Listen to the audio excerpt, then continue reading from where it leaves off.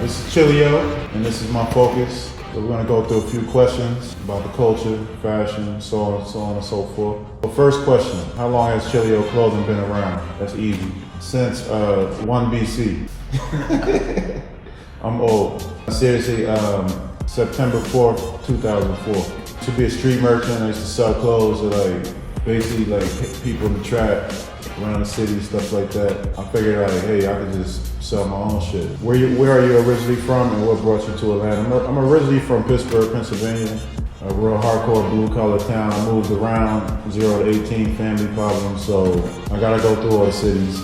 So I was conceived in Nigeria by American parents. They're from Pittsburgh. They wouldn't give my mother health services, so she had to fly back while she was in labor, where she's from, Pittsburgh. Grandmother kicked her out. She ended up in New York, so I lived up in Harlem and Times Square till about 3 years old. Came back to Pittsburgh, to Baltimore at 4, back to Pittsburgh, South Central 8, ran away at 15, back to Pittsburgh, ran away at 15, ended up in Stamford, Connecticut with my father. Each one of those places had a part of my development. What brought me to Atlanta? Freaknik. Crazy concepts behind your ads back in the day. What inspired those ideas, edits? My concepts always based off of skate culture, underground creative culture. When I ran away, about 17, 1988, I started hanging in Greenwich Village when Basquiat was still alive, 1988. That's the first year I started hanging in, unfortunately with the year he passed. So when I got hip to that culture there, I was stuck on creativity from there. As far as my ads, I just wanted to shake things up. We were the first black streetwear brand to advertise in Vice magazine. I had Coach K in there, I had Tyree Smith in there from the Outsiders rap group. I just used to pull cats off the block and be like, hey, model for me. And they didn't know what they were doing. Next minute, you know, they're full spread in a big global magazine. But my first ad was actually my brother and Poochie LaFever. So Poochie and my brother, they were the first kids in my ad. They were skaters, but I didn't put skateboard in the ad. Always just try to think how people would look at the brand from an interesting perspective, because back then everything kind of looked the same. As an influence of the creative scene in Atlanta, how do you feel about the future of fashion and will clothing change for the better or for the worse? I think right now, currently, we're going to larger silhouettes thanks to skate culture. Super baggy, oversized, 91, 92, 93, 94, 95, 96 silhouettes, baggy. I think the designer trend needs to phase out.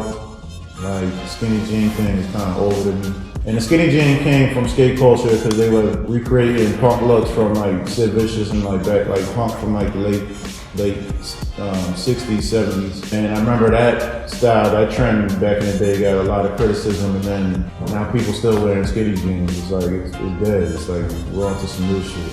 Love what the girls are doing in skate fashion, and the roller skate girls, they're super progressive right now. I want to see a lot more color come back in fashion because society's so dark right now. I want to see people's outward expression be more bright and happy. Okay, next question. Do you see new fashion in today's age, or do you see the repeat? I see the repeat. Skaters are dressing exactly like how I was dressing in 1992. Back in the Black Moon era, Mobb Deep era, backpack era. A lot of skaters have been telling me that they want to even take it back to that sound, back to that music sound, because I think we need something different than trap. I'm trying to push greaser music right now, which is an infusion of rock mixed with hip hop and mixed with, it's just a different sound. Just reference Johnny Apollo from Rowdy Records. He's a prime example of that. Or Andre 3000, he's the original greaser to me. The reason why I say greaser music is because a lot of that rock and roll came from the blues and gospel and things like that, and that's a southern sound, and I feel like the South don't really necessarily get the credit for, in particular, it's Black History Month, black people, I don't think they get the credit for creating that sound. And I just want people to revisit that and just, give us our just due, if you will. So my stepfather's cousin is Titus Turner. He is an original greaser. He wrote for John Lennon, Elvis Presley, Buddy Holly, Aretha Franklin, Ray Charles, Jackie Wilson, Elvis Presley, And he still owns all the music and the songs to that. So his son actually has it now because he passed away. And I just want to revisit how that culture was on Auburn and Edgewood Avenue back in the 50s, because nothing changed. It's a music block. And like, you know, the baggy pants with the high waters and all that, they were doing that back in the 50s. So that's why I say Grease, I mean, just like the grungy kids who kind of like the underdogs, but actually have great style.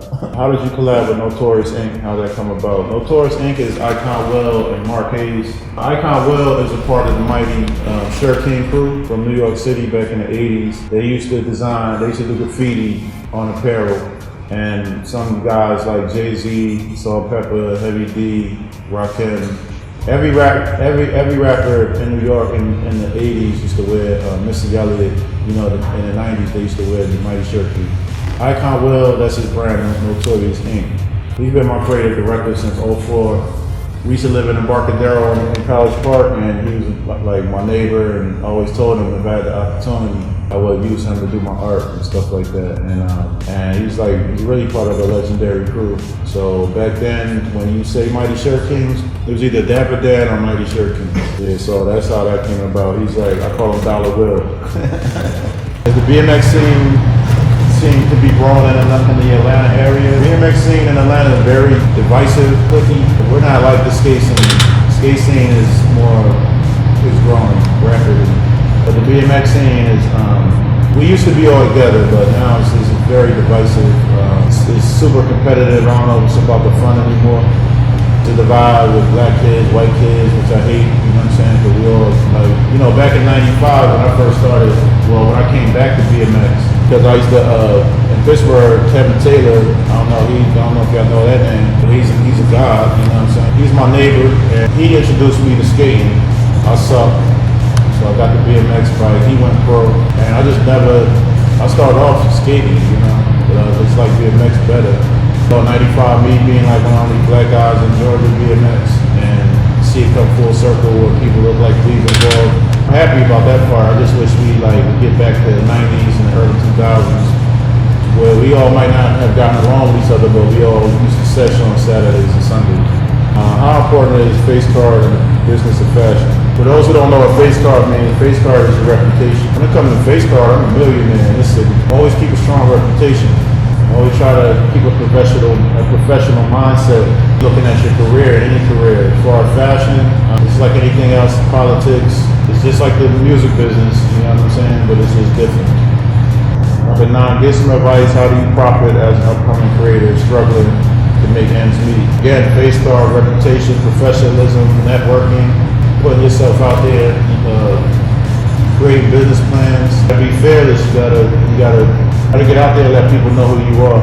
As far as creating profits, it just comes with consistency and continuity. Like people their brains are just wired to appreciate continuity and consistency.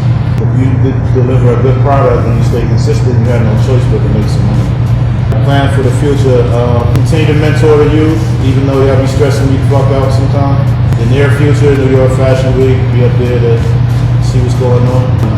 Really just trying to take care of my kids, man. And just trying to grow my company and make sure it becomes a legacy.